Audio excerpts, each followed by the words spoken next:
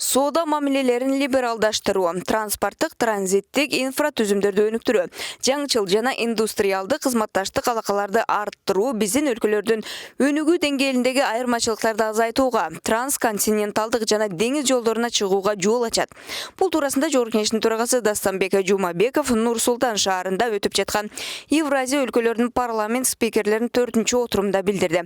Белгилей кетсек, ага 65 өлкөнүн делегациялары катышууда, анын ичинде 41 делегацияны спикерлери жетектеп барган.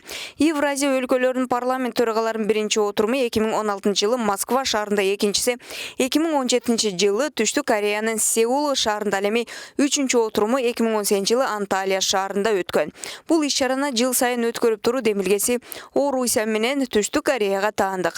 Жогорку Кеңештин төрагасы Дастанбек Жумабеков өз сөзүндө кеңешмеге көптөгөн парламенттердин өкүлдөрү катышып жатышып, парламенттер аралык пикир алышуунун зарылдыгын туюндуруп турганын, чоң Евразиянын куруу идеясы дүйнөлүк коомчулуктун кызыгуусун туудуруп жатканын билдирди.